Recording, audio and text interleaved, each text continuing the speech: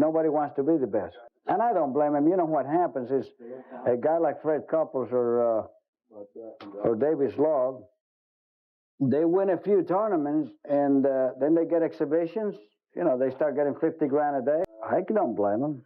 They go do the exhibitions. When you want to be number one, you have to sacrifice yourself to be number one. I am James, and this is Golf Relived. He was racist. That is what the treatment revealed when a fellow pro told Sports Illustrated he wanted to bury a club in Chichi Rodríguez's head back in 1970. The man who danced with a sword after every birdie, the man who made millions of fans laugh with his Panama hat and matador routine, carried a private list of people he could never forgive. One of those feuds nearly ended in actual violence on tournament grounds, with officials forced to separate the players. The smiling face you saw on television every Sunday afternoon hid a memory bank overflowing with shame, exclusion, and profound betrayal. This is the story of those wounds. How does the happiest guy in professional golf end up with a list of grudges this deep and this lasting? By the time Chichi Rodríguez retired from competitive play, he had publicly named 5 specific golfers and officials he would never forgive. Each one represented a different wall he crashed into during his journey. Some actively tried to silence his personality and joy. Others deliberately ignored him in social settings despite his massive contributions to the sport. A few openly threatened him with physical harm in ways that went far beyond normal competitive tension. What you are about to hear is the untold story of a man who had to wage psychological warfare just to claim the right to entertain audiences. These 5 names are not simply personal grudges born from petty disputes. They are the detailed roadmap of survival in a sport that fundamentally did not want him there in the first place. Before we dive deep into the list, I need you to do something important for me. If you are genuinely enjoying this story and want to see more untold golf history, hit that hype button right now and give this video some hype. It directly helps us keep bringing you these buried stories that the golf establishment would prefer stayed hidden. Now, let us get into the 5 people Chichi Rodríguez could absolutely not forgive, starting from the bottom and working our way to the most shocking. Number 5. Jim Furyk. This particular grudge is not rooted in money disputes or threats of physical violence. This one is entirely about rhythm and the fundamental philosophy of what golf should be as a spectator experience. Chichi Rodríguez built his entire competitive game around the concept of flow and continuous momentum. He desperately wanted to keep the gallery constantly engaged and entertained throughout every single round. Every shot he took was carefully conceived as part of an ongoing performance for the people who paid to watch. He had spent decades perfecting the exact timing of his famous matador routine to ensure it added entertainment value without ever actually slowing down the natural pace of play. He was proud of that balance. Then one day in 2003, he sat down to watch Jim Furyk compete on television, and he discovered he physically could not tolerate it anymore. Furyk had developed a distinctive habit of carefully addressing the golf ball, then abruptly stepping back away from it, then addressing it again with intense focus, only to back off yet again in an endless loop of mental preparation. Chichi later admitted publicly that watching this repetitive behavior drove him absolutely crazy to the point where he literally had to grab the remote control and turn off the television entirely. He could not bear to watch another second.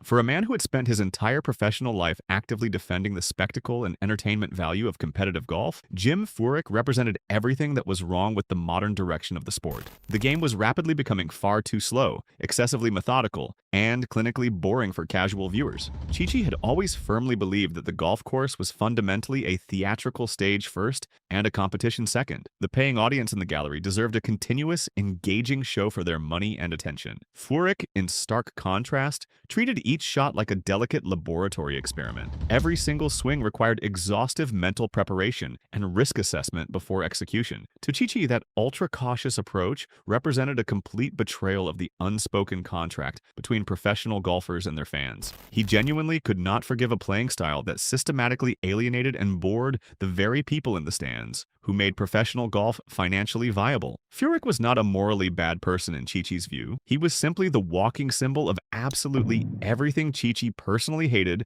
about the modern evolution of professional golf. The showman era that Chichi had helped build was completely dead and buried. The clinical, risk-averse era had thoroughly arrived and taken over, and Chichi physically could not watch it unfold without feeling genuinely sick to his stomach about what his beloved sport had become. Number 4. Fred Couples and Davis Love III. By the early 1990s, 1990s, Chichi Rodríguez had successfully transitioned to the senior PGA Tour, where he had become a respected elder statesman of the game. During this period, he sat down for a televised interview alongside none other than Arnold Palmer himself and proceeded to do something highly unusual and publicly controversial. He deliberately called out two currently active superstars by their full names on camera. Fred Couples and Davis Love III were at the absolute peak of their commercial popularity and earning power at that exact moment. They were generating huge endorsement money and appearance fees across the golf world. But Chichi Rodríguez openly stated that these two talented players represented what he considered a tragically lost generation of professional golfers. He argued with conviction that both men were perfectly content to remain very good players instead of making the brutal sacrifices required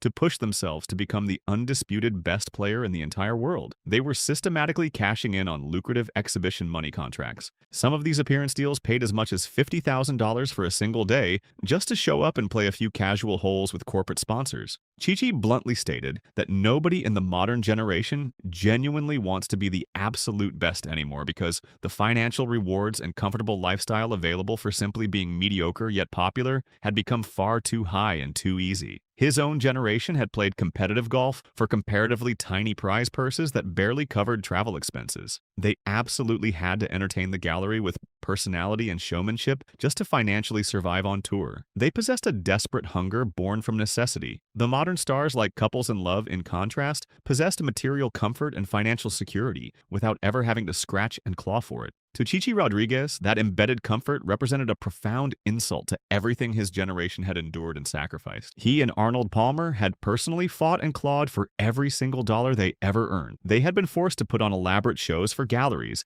because they genuinely had no other viable choice for survival. Now, these younger, privileged players could casually coast through their careers while still getting extraordinarily rich through endorsements and exhibitions. Couples in Love were never required to provide the same grueling entertainment labor and constant performance energy that Chichi had been forced to give throughout his entire playing career. That fundamental unfairness made him deeply angry on a visceral level. He wanted to publicly shame both players into developing a higher level of competitive intensity and warrior mentality. He desperately wanted them to feel and understand the intense warrior spirit of the game that had defined his era. Instead, from his perspective, they consistently played it safe and conservative. They took the easy money without question. They never truly sacrificed their comfort the way his generation had been forced to sacrifice everything. For Chichi Rodríguez, that behavior pattern was completely unforgivable. It was not rooted in simple jealousy or bitterness about their success. It was about what he perceived as the systematic devaluation of true competitive greatness. In his view, they were actively making a mockery of the struggle and sacrifice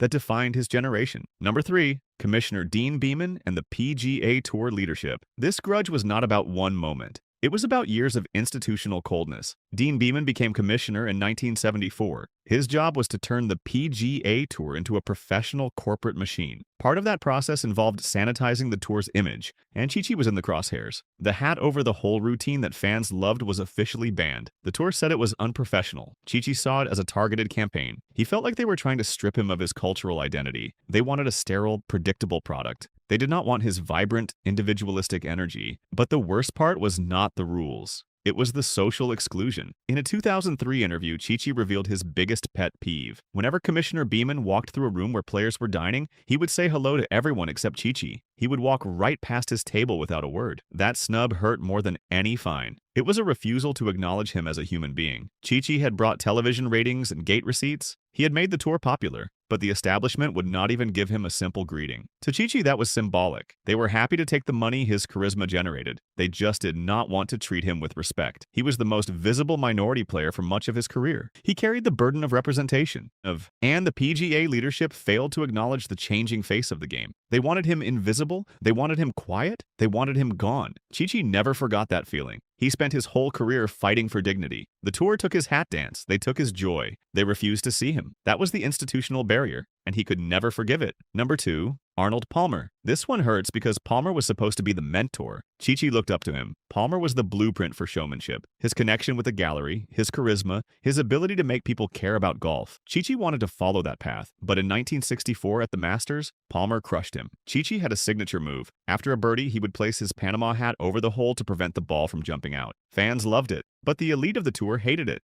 They saw it as a transgression. During the 1964 Masters, Palmer confronted Chichi. It was not a suggestion. It was an ultimatum from the the most powerful man in golf. Palmer told him the celebrations had to stop. They were distracting other players. They were damaging the greens. For Chi-Chi, this was devastating. He idolized Palmer. He later said the rebuke made him want to hide in his room and do nothing but sleep and go home. That is not just embarrassment. That is shame. That is trauma. Palmer, who had built his career on flamboyance, was telling a younger minority player to tone it down. Chi-Chi felt like Palmer had pulled the ladder up behind him. He was being denied the same latitude for self-expression that Palmer enjoyed. So, Chi-Chi made a compromise. He abandoned the hat dance, he created the sword dance instead. He used his putter like a sword to slay the hole, and he only did it after every other player in the group had finished. That was his concession to the gentleman's code. The sword dance became iconic. It became his legacy, but it was born out of shame. It was a creative response to being silenced. Chi-Chi harbored lasting bitterness about the way Palmer made him feel. Later that year, he beat Palmer at the Western Open by a single stroke. That was a small competitive victory, but it did not erase the memory of being silenced at Augusta. Palmer had everything Chi-Chi wanted: respect, power, freedom, and Palmer used that power to suppress him. Chi-Chi never forgot. He understood that Palmer, despite all his charisma, was still a gatekeeper. And gatekeepers protect the status quo. They do not make room for people who look different or sound different. The betrayal was personal. The wound never healed. Number 1. Dave Hill. This is the most violent grudge in a PGA Tour history. Chi-Chi and Dave Hill were roommates early in their careers. They shared cheap motels. They split the meager prize money. They grinded together. That shared history of struggle should have created loyalty. Instead, it created the opposite. By 1970, the relationship had collapsed. Hill was a talented but volatile competitor from Michigan. His intensity came out as externalized aggression. Chi-Chi's intensity came out as performative joy. Those two styles clashed. The breaking point came at the Kaiser International at Silverado in 1970. Hill was having a career year. He had won the Varden Trophy in 1969. He was second on the money list. He was focused. And then he had to play alongside Chi-Chi. Chi-Chi's interaction with the gallery, his hat over the hole routine, his constant banter. Hill saw it as sabotage. During the final round, Hill filed a formal complaint with tournament officials mid-round. He wanted Chi-Chi stopped. Chi-Chi took that as a direct assault on his professional integrity. He refused to continue play under those conditions. He demanded that an official separate them. It was an unprecedented move. A divorce on the fairway. The remaining holes were brutal. They traded nasty comments. They engaged in psychological warfare. Hill's game fell apart. He triple bogeyed a hole. He missed the playoff by a single stroke. And then he gave an interview that shocked the entire sport. In 1972, Hill told Sports Illustrated what he really thought. He said that when Chi-Chi called for the official, he should have buried his club in Chi-Chi's head. He said if he had his way, he would have literally whipped the intestines out of him. He said what would be left of Chi-Chi would not have filled a cigar box. That is not competitive frustration. That is violent hatred. That is a rejection of Chi-Chi's right to exist in that space. For Chi-Chi, this was not just a bad day on the course. This was a former friend and roommate fantasizing about lethal violence. That language revealed visceral racism and xenophobia. Hill saw Chi-Chi as an interloper, someone who needed to be physically removed. The PGA Tour officials had to physically keep Hill away from Chi-Chi at the 18th green. That confirmed the danger was real. This was no longer sport.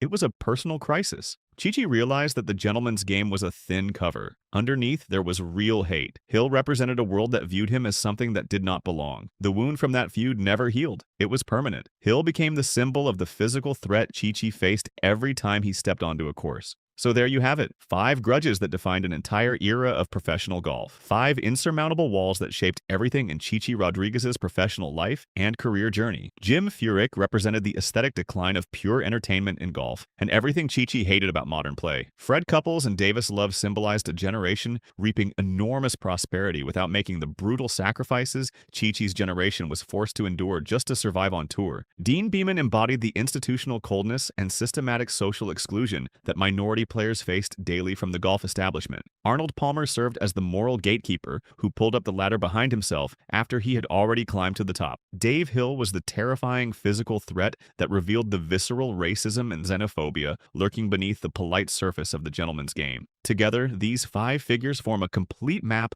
of everything Chi-Chi Rodríguez fought against throughout his entire professional career. But here is what matters most. Chi-Chi ultimately survived all of it. He adapted his approach when forced. He transformed his controversial hat dance into the iconic sword dance that became his legacy. He forced the tour to make room for his personality. He entertained millions of fans across generations. He became an undeniable legend. His bitterness toward these 5 was not a character flaw. It was proof he was paying close attention to the power dynamics around him. He thoroughly understood the real stakes beyond just winning tournaments. He never forgot the faces of those who actively tried to keep him off the green. The sword dance remains the final iconic image. a man standing over a hole having slayed the bull with his putter. But the true victory was his remarkable survival in a deeply hostile sport that tried to take his hat, strip away his joy, and destroy his dignity. Chi-Chi made certain that golf history would record not just the scores he shot, but the intense battles he fought just to be allowed to play at all. If you enjoyed this story, like this video, subscribe to the channel and comment which grudge surprised you most.